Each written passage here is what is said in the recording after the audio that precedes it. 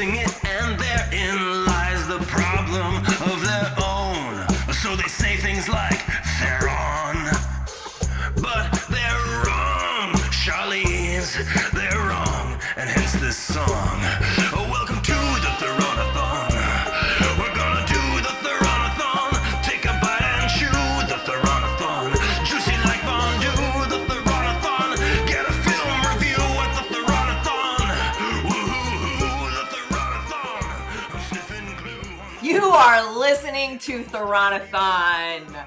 I am Robin Hitchcock, and with me, as always, are Bob Shields. Hello. And Regina Connolly. Hola. No, I did it wrong. I meant to say it in French. Bonjour. Bonjour.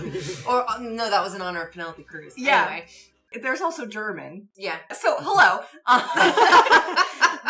Guten Tag. Yes. The reason that we keep speaking in different languages is that this week we watched 2004's Head in the Clouds.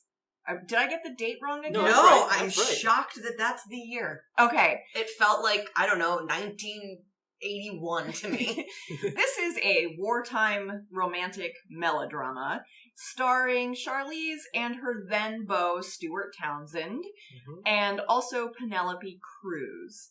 And at the time, I checked with Joe Reed, who is the expert on all things Oscar. Apparently, this would qualify for his Tumblr, This Had Oscar Buzz. But boy, did this movie get torn apart by critics and not seen at all. It made $3 million worldwide. Wow. Yeah, and is completely forgotten. All this to say, it was very difficult for us to get a copy of it to watch, so we did some things we're not going to go into. It is streaming nowhere. And the copy that we saw did not have subtitles, and many key pivotal scenes take place entirely in French or in German. A little bit in Spanish. A little bit in Spanish, but that's mostly the newsreel. And anyway, some flirting is in Spanish. you can definitely figure out what's going on. You just get the gist of it, but it's kind of like watching Shakespeare, where it's like, I don't really know exactly what you're saying, but I kind of get it. I'm gonna balk at any comparison between what we just watched and Shakespeare. I'm gonna balk real hard, because even if you don't 100% get it, it's done exquisitely in writing. And the writing in this movie, if I can non-existent. Yeah. Okay, so let's do our one sound review. Okay. Uh, Clomp, clomp, clomp. It's limping along. Oh. I cheated, obviously, but that's because that's also how Penelope Cruz walks in this movie, because she has a limp. And they give you a couple shots where she's very specifically walks 5 steps, so you know that some shit happened to her leg. And it's 100% one of those things where it's like, she's still beautiful despite her flaw. Right. She wanted to be a dancer. You know what happens to dancers? The same thing that happens to surgeons' hands. Terrible things and regret for life. and all of that cliche makes her the best character in the movie, because nobody has any substance of any kind. All right, This movie, I want to say, this movie, imagine if you will, beautiful, exquisite paper dolls enacting a story as told by the notes from a first-year philosophy student, and read by someone who's just learning how to speak with other people. It doesn't make any sense, it's very thin, and it's just very broadly brushed about feelings and dilettantism and fascism, but no, depth whatsoever. I'm going to go ahead and say that I'm in the Prometheus chair. Oh, no! I'm surprised I can get this worked up about it, because I had to fight to remember or stay awake through any of this.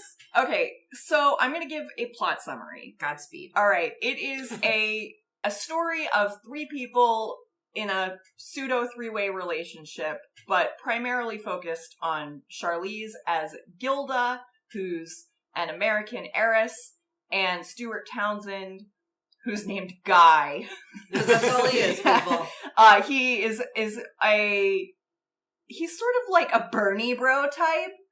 He's Irish, or he's Northern Irish, and he says at the beginning, technically, or on paper, I'm British, but I don't believe in nations. Because this was an era where people, particularly on the left, were of the international school, which is why the International Brigade went to Spain, etc. Right. This is the late 30s, and so basically late 20s, early 30s. Oh, how long does this movie goes on for 34 years. The palm reader gave her the number 34 very dramatically. Yes. which was also not in English. You had to guess what that was about. No, That was in that was English. in English. Oh, was it? Okay. She didn't it go into shouldn't have been in detail. English. No. Or was it in America? No, it was in Paris. It was Oh, in okay. Paris. She goes in as a child and is like, I want to have my poems read. And the woman won't do it. And then she comes back. She's like, what did you see? And she just says, your 34th year, which we're led to believe that she knows that she's going to die when she's 34. Right. So I really thought that this movie started in the mid-30s, like when the fascism is encroaching upon Europe. I thought was sort of the beginning. But Right. they're in Cambridge, and they're all kind of like carefree college students.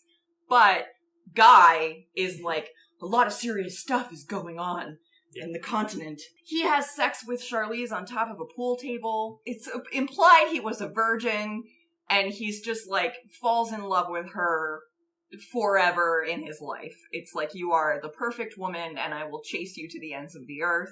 He's like a bird that fell out of a nest and she caught him. And he's just like imprinted. Yes. Couldn't possibly do anything other than follow you around. Yes. And so he does. And I suppose that they are next together in Paris. And this is decidedly during the Spanish Civil War. Yes. And Charlize is living with some boring man. And Penelope Cruz, whose character's name is Mia, who has a limp and is a nursing student / model / would-be dancer. She's also a burlesque dancer. Right. So, and it's implied that she has done some other sex work. So Stuart Townsend moves in, or Guy moves in, and he and Charlize have some... Here's the thing, guys. I was led to believe that this movie was going to contain a lot of hot sex. It does not. It does not. And it has one semi-okay sex scene, which pales in comparison to Keanu biting her butt on the dance floor in Devil's Advocate. It is the most boring alleged orgy I have ever seen put on film. Yep. The orgy involves a woman laying with a pearl necklace and some dude like talking at her. An actual pearl necklace, not a metaphorical Correct. pearl necklace. And then Stuart Townsend is like, he's writing a poem on her stomach, and I'm like, is he literally, is that some kind of weird metaphor? Because it looked very boring, like someone writing a poem on someone's stomach. Yeah, I think he was Yeah. like probably reading Keats and like, I don't know, Ugh. warming her side. It was Anyway. very boring. It was- Okay. I mean, this movie is attempting to be a bunch of other movies. That was just the Dangerous Liaisons portion. It definitely, so I think that this movie definitely, I wonder if there were sex scenes that were cut. It seems like they were trying to go for like erotic melodrama. Well, I think a lot of what is driving the movie is that Charlize Theron's character Gilda is very much in opposition to society's norms and wants to do whatever she wants. She's a wild and free dilettante spirit. And so when she first bursts onto the scene, she like bursts into his room in Cambridge where he's not allowed to have any visitors, particularly of the opposite sex. And she was running away from her boyfriend who she had a fight with.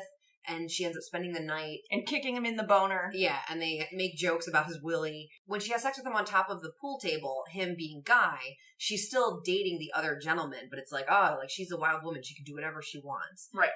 You're awfully modern, aren't you? Is something that Guy Yes. says to her.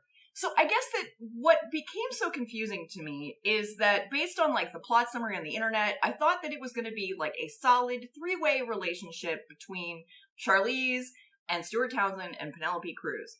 And indeed, there is a scene where Mia is erotically dancing for them, and to me it was obvious they were all going to have sex together, and then slow dissolve, and then they all wake up in bed together. Correct. But then, fast forward, and we'll recap the in-between later, Penelope Cruz says to Guy, you know I was Gilda's lover, right?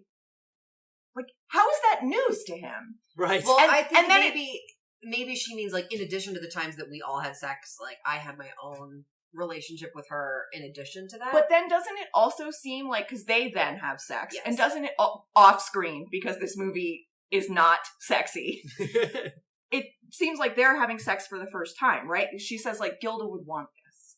yes. I mean, I suppose it's different the first time you have sex separately. I guess Who the knows? movie doesn't make it clear. Yeah. It is So, not and also- explored.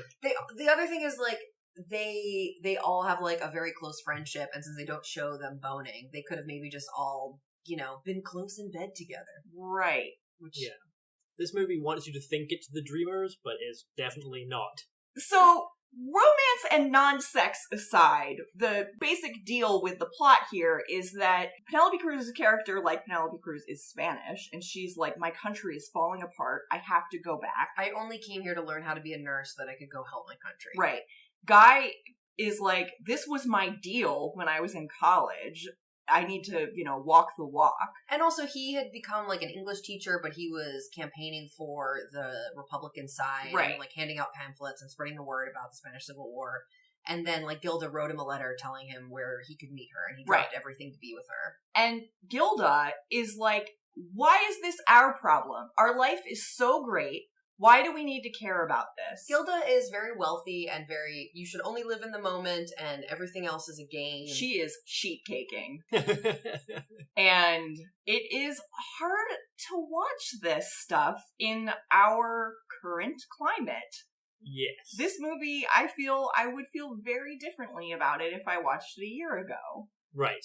I don't think she's sheet caking. Really? Because Yeah. I think she's not aware enough to be angry enough to do anything about it. Like, I think, like, there's a portion of it where Hitler is speaking on the radio. Yeah. And and Mia and Guy are very upset by it, but, like, her father is a fascist. Like, her father is not American. Her father is French, right wing.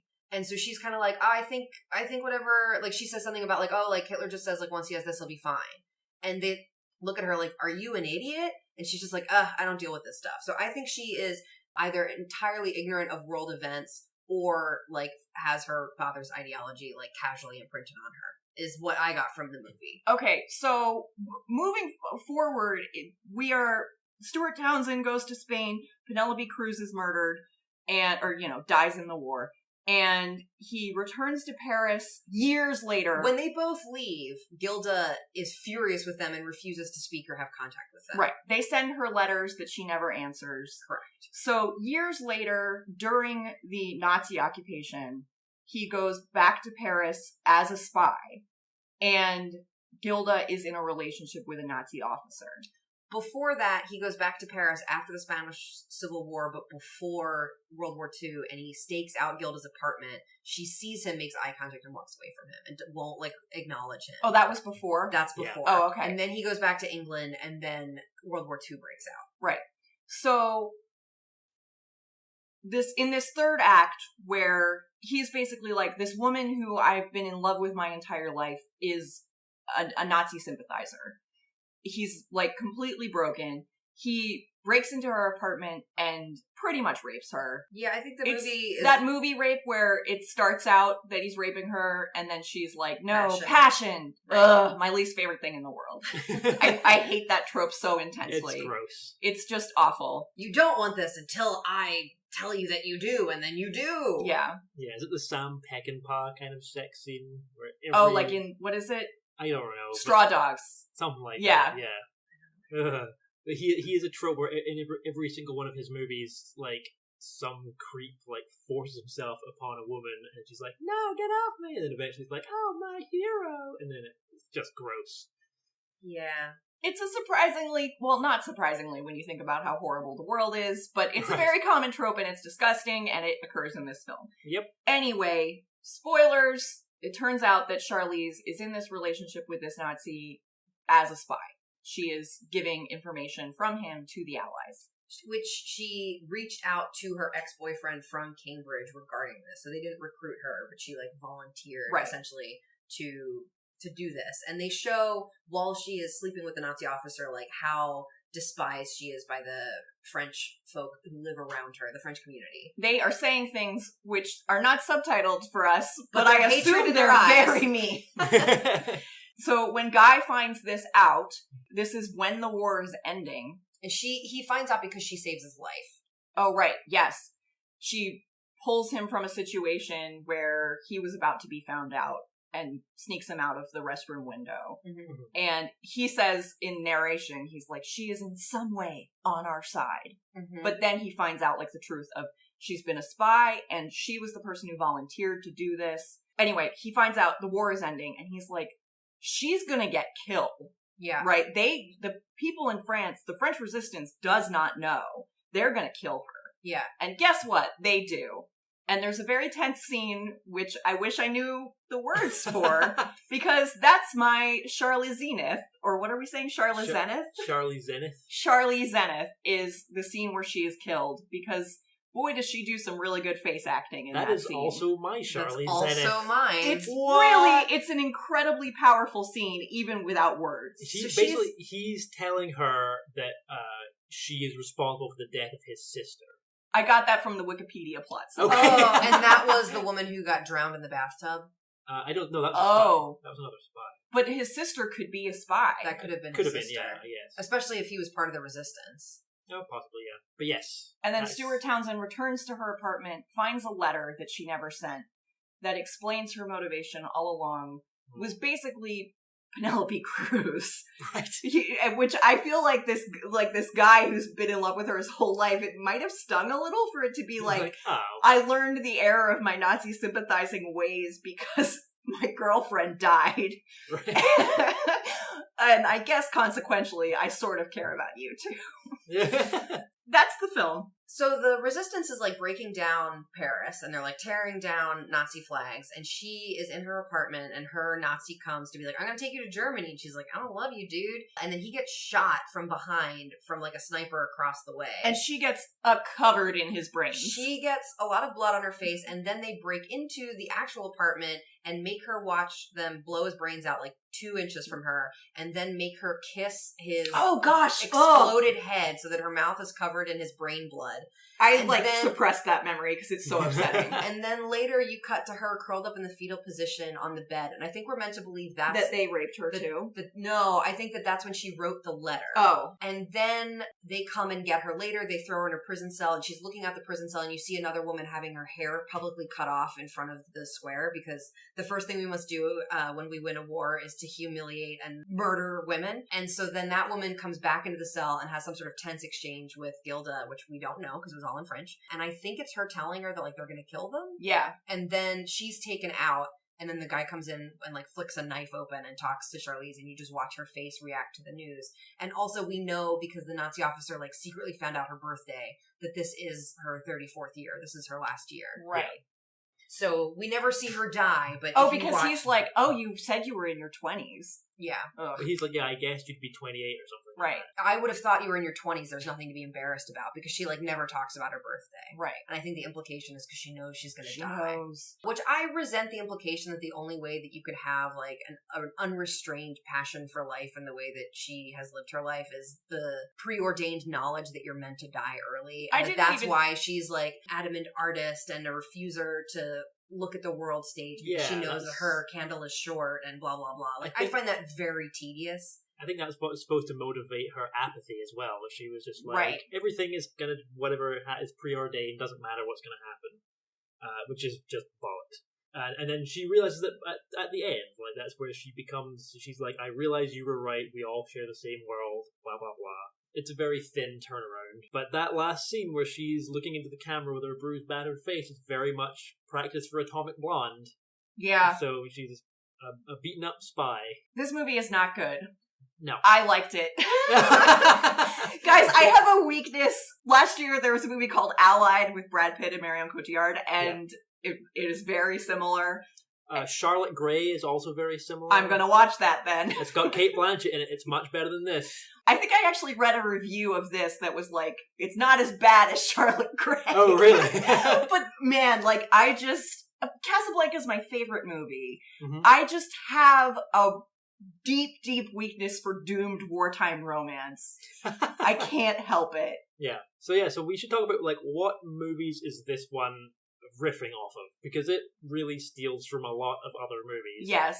So I was like, off the top of my head, I just jotted them down. I was like, it's a little bit of Moulin Rouge, a little bit of The Dreamers, Saving Private Ryan a tiny bit, The Pianist a little bit, Charlotte Gray, and I was like, even a little bit of like Dead Poet Society when they're at Cambridge. Yeah. And A Beautiful Mind and stuff like that, like all the university scenes. I'm like, this draws from a lot, and surprisingly, all of those movies came before this one. So it's entirely plausible that they're just like, yeah, that's good. Let's just take a bit of, French burlesque. This movie felt to me like an adaptation of a novel that was unsuccessful for TV.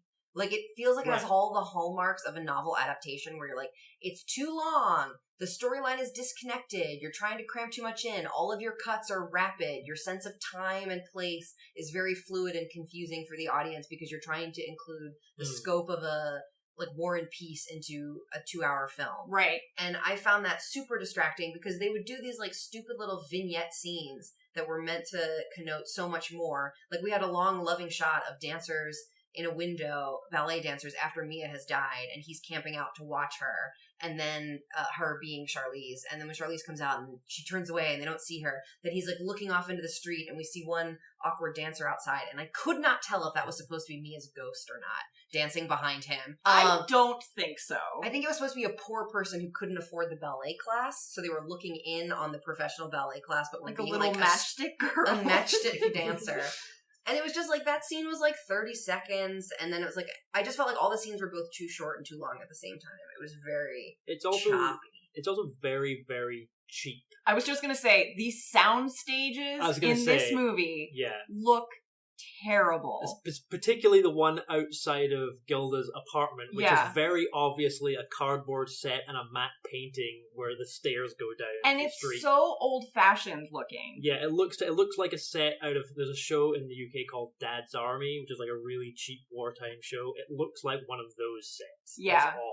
It's really embarrassing. Guys, I have a controversial statement. I think this might be the worst Charlize acting I've ever seen. So, okay. Other than the Charlize Zenith, I found her performance in this shockingly wooden and boring. And for someone who's supposed to be, like, driven by, like, wild passions for life throughout the entire movie, it was so stilted.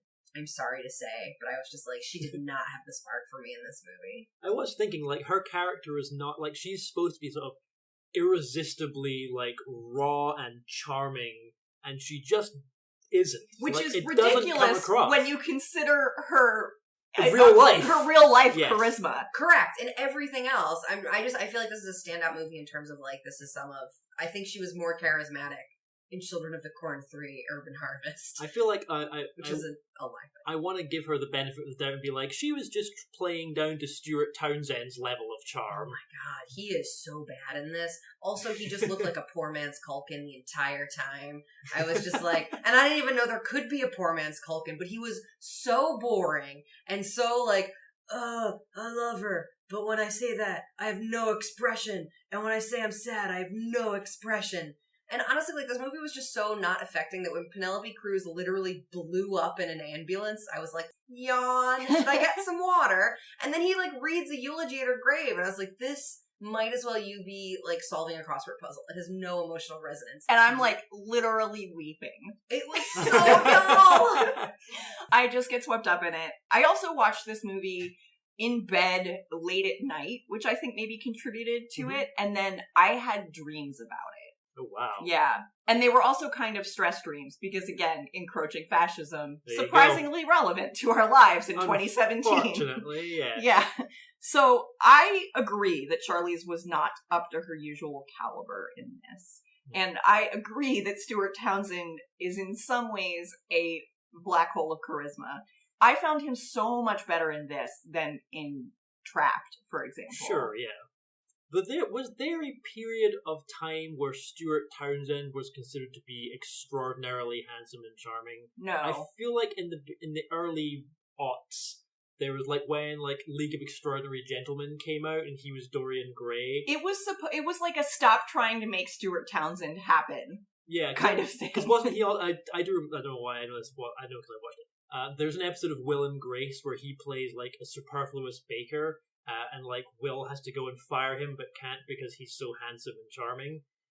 This might be a situation like my dad was so mad about Uma Thurman's mid-90s run because The Truth About Cats and Dogs and Batman and Robin. There's like this series of movies where she's like supposed to be the most beautiful woman in the world, and he's like, she's not that pretty. And I think that maybe Stuart Townsend had a similar thing. Yeah. I have to say, okay, my introduction to Stuart Townsend, I guess I saw League of Extraordinary Gentlemen, which is terrible, and I immediately forgot that it existed. Yep. But the first thing I really saw him in was the 2005 reboot of Kolchak the Night Stalker, I don't which know what that lasted is. around 4 episodes, but I loved it. Okay, because like I loved the original show when I was a kid. They showed it at like 7 a.m. on Channel 11, and I loved it. So I was and Gabrielle Union's in it, and I love her and everything. Anyway, so I do have a soft spot for Stuart Townsend because of that. But man, he's not good at No. acting. His charisma is flat. Yes. Penelope Cruz also not up to her usual game. No, but I she thought was. she was the best. She's Yeah. clearly the best of the three. Yes.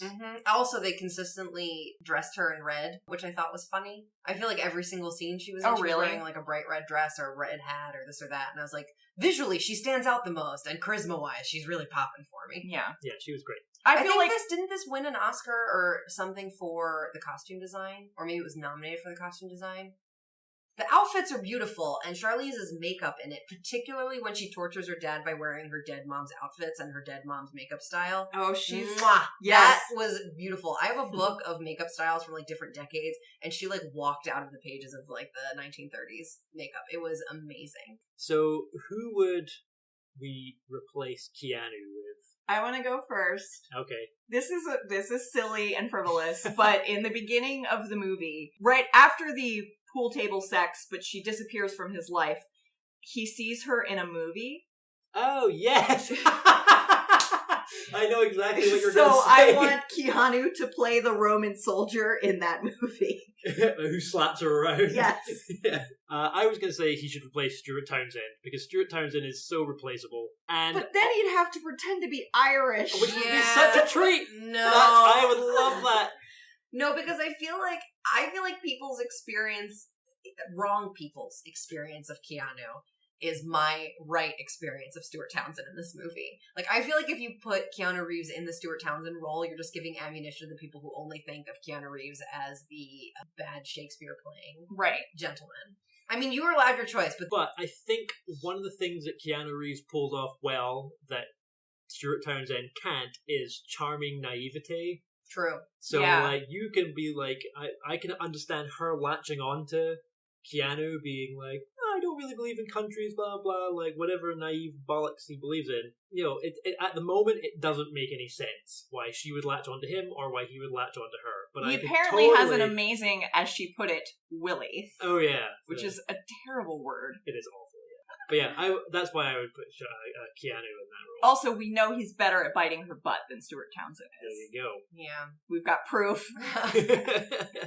I am gonna cast Keanu, like older, current day Keanu, as her shitty dad. Okay, cool. Because I thought that scene was one of the only interesting scenes in it, because I felt like it was one of the only times that Gilda had a reasonable emotional arc as a character, where it was sort of like, oh, she has a specific want that is not just generic, and she has, you know, like, she is mad at her dad because he married a woman younger than her, and also that she blames him for her mother's suicide. Her mother was a rich American. Her father is a French, like, Champagne region, super wealthy person. Right. And her mother was, they had split, and her mother, like, threw herself off of an ocean liner. And so I just feel like the uncomfortable dinner scene of the four of them was one of the better parts of the movie, so I would want Keanu in that. By the way, I looked up its awards, and it won some Genie Awards, which is the Academy of Canadian Cinema and Television. Okay, then. There we go. Congratulations. John Dwiggin. or I whoever wonder, it were was. those terrible sound stages in Canada?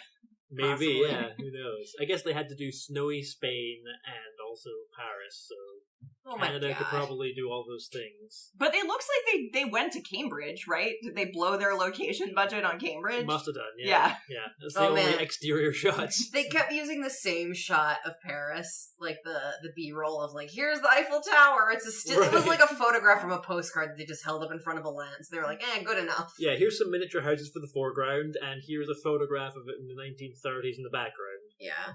I will give this movie, like, you were correct, it is a melodrama, and I feel like it means that in the traditional sense. Like, the strings in this movie are so out of control, like, heartstring pulling, the swelling, Yeah. oh my god.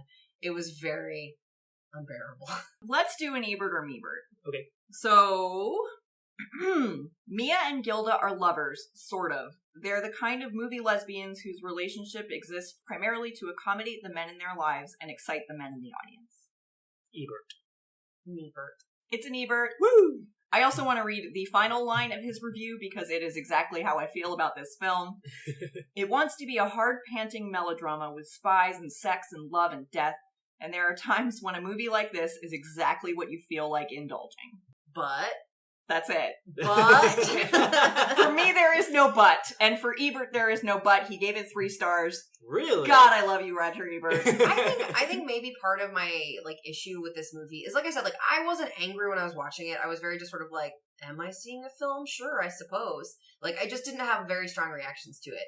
But in retrospect, I think part of my issue with it is it's a film about encroaching fascism and Nazism, and we are witnessing this through the suffering of an incredibly wealthy person who has no concern of what is coming, and it's meant to be her pain is what that's the storyline and Guy's storyline. One thing sorry, continue. I just, at some point Guy, we see him kill someone in the Spanish Civil War, and that's meant to demonstrate all of the horrors of war. Did you notice he wears his locket for the rest rest of of the movie? movie? I did. But then he blows up a train full of Nazis, no remorse. And that reminded me of another thing my dad used to say when Nazis were killed in movies. He'd say, don't worry, they're not people, they're Nazis. Well, I also think that this movie sort of echoed a thing that I just find troubling generally, is the Spanish Civil War is something that I remember when I learned about it, that I was shocked that I didn't know about it earlier. I feel like the Spanish Civil War is a thing that I never had heard of in high school. I don't even know if I heard about it in college. I think I was in graduate school when it was and the idea that other countries were sending, or individuals were going voluntarily to, it feels like such a singular event, and that so many things happened and it was so awful and big, but people were but World War II is that much bigger. So we talked about it in high school as the dry run for World War II, which I think is kind of a gross way of describing it. It's very ignoring their singular problems. Correct. And I also think it's it's sweeping the stage, and in some ways it feels but what happens to other parts of Europe is more important. And I don't know, I think the way that it's just not common knowledge, or a thing that is talked about at all. At least in my experience. I was going to say, I will preach that's, that could just be my own ignorance. I should have known about it, but I didn't. Bob, did you learn about this in school? Also, you're in Europe, so... Yeah, we learned about it in school. Okay. Right? And it's certainly something you learn at the same time as learning about World War II. Right. So it's this happened, and then World War II happened. It's right. The Hobbit, and then Lord of the Rings. It's Spanish Civil War, World War II. But yeah, it's all part and parcel of the same kind of thing. It's the encroaching scourge of nationalism. Yeah. Also happening now. ... Yeah, I thought a thing that I did find interesting about it in terms of the portrait of everyday life under occupation in Paris, of there can be all these awful things that we all know are happening across and people are Europe. still hanging out in cafes. Well, that your day-to-day minutes still have to be filled. Doing podcasts about whoever were the famous actors of the time. Yeah. So that was kind of, I was okay. But I just think one of my favorite movies, and I'm gonna forget the name. And I'll you tell love it you so what much. it is. No, you I don't know what it is. Yeah. What was it about? So basically, it's a movie it's one of this movie-going experience is very magical. I was in Edinburgh, and I went to the movies by myself, which is a thing I don't often do. And it's a French movie that was filmed during occupation, and it's about art and other things, and there's a mime in it. I fucking love mimes because I'm a weirdo. And it was just this beautiful movie that they were able to create, and the weird story of how it had to take place during occupation. And I just feel if you want an idea of that time, that's a much more vivid and interesting movie to see than this one. There are a lot of movies, I said but of before, that specific thing. Yeah. Like I said before, recent example of this kind of movie that is much better is Allied. Mm-hmm. Although that also got some bad reviews. Maybe I cannot be trusted when it comes to wartime melodramas. I just love it. Ooh, I had a thing I wanted to say. Oh, the main character. It's pretty clear to me that Guy is the main character of this movie.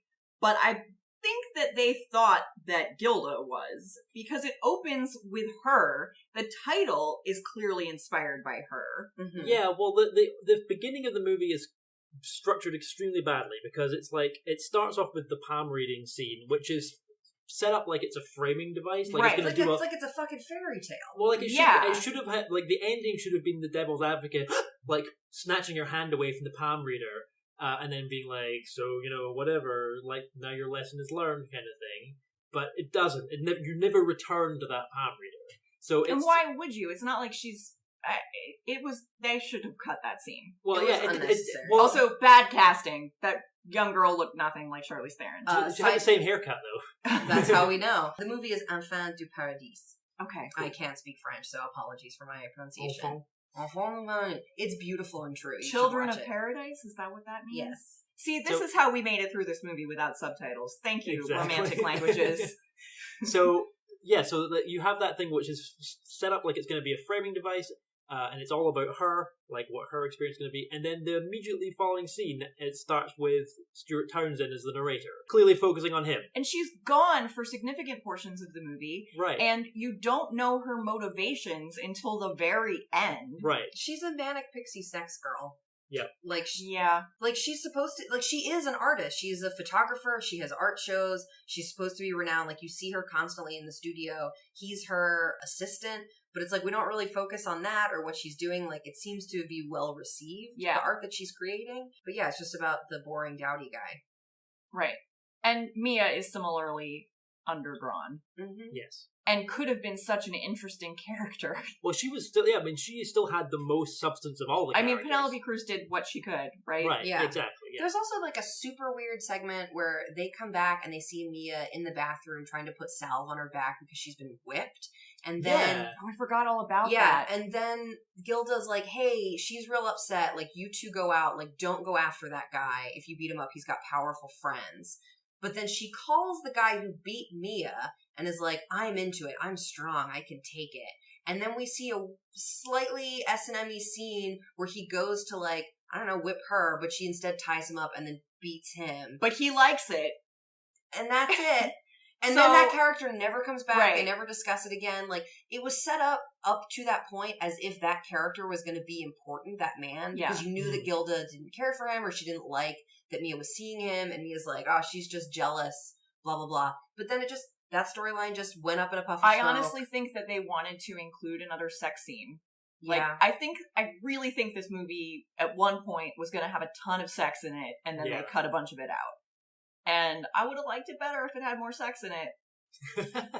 I was really looking forward to some Charlize on Penelope action. Well, speaking of things that would make it better, would this movie, in fact, be improved by a prison riot? 100% yes. Yeah. Yeah. It's a war. 1,000%. It's right. They're there for when the Nazi occupation ends in Paris. Right. Come on. Yeah, easily. You could either do it with POWs, or you could do it with people like Nazis rounded up at the end. There's all kinds of places. When to they put go in. blow up the train of Nazis, they could have been freeing POWs. Exactly. Yeah. Yeah, there's 1,000 ways you could make... I mean, there's a million ways you can make this movie better, but 1,000 ways only with prison riots. So where are we ranking?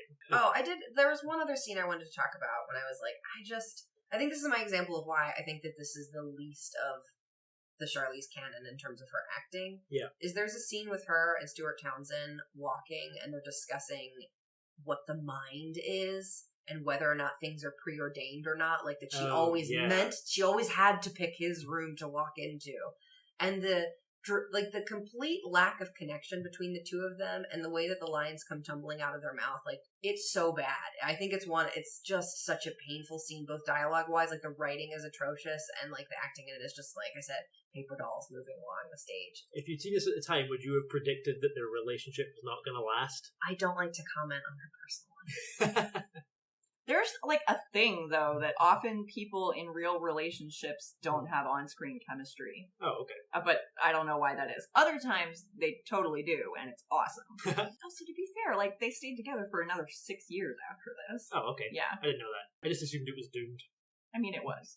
It was preordained to Yeah. fail. I like to talk about her personal life. So my ranking would be, even though I do think that this is the worst Charlize acting, and my list is largely based on her performances in movies, I can't in good conscience put this at the bottom. It's coming in pretty close to the bottom. I am going to put it below Men of Honor and above The Cider House Rules. Because I think at least Men of Honor has What's-His-Face McGee in it. Cuba Gooding Jr. and Robert De Niro. Robert De Niro. I forgot you put Men of Honor so low. Yeah. Well, because she's barely in it, I think, was my reasoning. I'd have to listen to what I said. Okay. I'm going to rank this It's going to be 5th from the bottom, so it's just above 15 minutes and just below Aeon Flux. For reasons pertaining to it not being at all memorable and being paper thin and not very good, just like those two movies.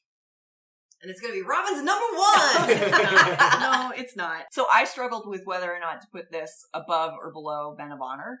I forgot you ranked that so high. I really liked Men of Honor, but I'm going to put it above Men of Honor and below That Thing You Do. Oh, thank God for that. It's sort of based on that would you watch it again thing. Mm-hmm. I actually think that I might try to track down an actual copy of this film with subtitles and watch it again. It's $8.99 on Amazon. There you go. So without the time crunch of this, I think I might spend the $9 and watch it with subtitles. So spending money on something and watching it again, like, that's pretty good. Piracy does sometimes lead to sale. Piracy? What are you talking about? We watched this through methods. We had a friend. We projected onto the astral plane to watch this movie. We traveled back in time We used to the editing room and said, stop! But they couldn't hear us because we were on the wall. Ghost travelers. We used the Aeon Flux pill to telepathically know what the movie contained. But it just didn't have the subtitles. Yeah. So anyway, this would be my new number 7. And I also wanted to address the recommendation threshold. Oh, yeah? I think this might be my recommendation threshold. So with the caveat, it's above it or below it? basically on the line. Okay. Like, I'd sort of be like, do you like melodrama? Then watch this. Gotcha. Otherwise, no. Whereas everything above it, I'm like, you gotta watch this. It's great. Yep. So you ranked it above Men of Honor or below? Above. So you would not recommend Men of Honor? Right. Okay. Like, Men of Honor's fine, But but you I wouldn't don't recommend- really think there's any reason to spend... God, remember, it was so long. Yeah. Bob, Oh, what yeah. is your recommendation threshold? My recommendation threshold is just below 2 days in the valley. Okay. 2 days in the valley. I think I said and the valley there. I think my recommendation threshold is also just above 2 days in the valley, which means it's the lowest one of all of us. I would recommend a lot of bad movies. Yeah. I'd be like, Aeon Flux? Yeah. Do you have the flu and just want to maybe watch a movie that you could fall asleep and it wouldn't matter? Put that on. It's fun. But I mean, it's good that your recommendation threshold is so low, because you also have That Thing You Do very low. It's right in the middle. I feel like that's my enjoyed it threshold, is I enjoyed Snow White and the Huntsman and above, and That Thing You Do Snow White and the Huntsman is my enjoyed it threshold, too. But you didn't enjoy it. No, that I didn't enjoy Huntsman Winter's War. Oh, okay. Snow White and the Huntsman's entirely different. beast. Gotcha. I keep forgetting because Huntsman Winter's War is so much higher for me. Why? Who knows? I don't know. This is an imprecise science, guys. It's true, guys. We're learning episode by episode what we think. Also, just to, I don't know if we talked about this in our last episode, we did not rank the music video. We're counting that as a separate entity. Yes. Correct. Yeah. So, anyway, thanks so much for listening, guys. Thank you so much to Alex Reed for our incredible theme tune. Thank you to everyone working against the encroaching fascism. Yeah. Yeah. Fight the power. Resist. Yes. Also, thank you to High on Film, because I want to. And thank you to Sean Collier, the podcast. You can't handle the truth. Yeah, I just think Robin says it better than me. It's not that I forgot. It's just how we do. And Most importantly, Thank Thank you, you, Charlize. Charlize. Come on. next time I'll be more enthusiastic. And now you've heard the Theronathon. Every word of the Theronathon. It just occurred, the Theronathon. I hope your heart was stirred by the Theronathon. And that your kitties purred at the Theronathon. Your curiosity spurred by the Theronathon. You're turning into a nerd for the Theronathon. And if you're flipping the bird at the Theronathon, we are undeterred at the Theronathon. We're eating yogurt and curd at the Theronathon. I have not seen The Dreamers. The Dreamers is the kind of movie you accidentally recommend to your parents and then wish you hadn't. Because I have done that. I won't be doing that. that. I just made a dead parent joke, guys, and it did not get the proper respect that it deserved. I will not be recommending The Dreamers to my parents. Ba-dum-tsh. Crickets. What is the proper response? Yeah. Hilarious laughter.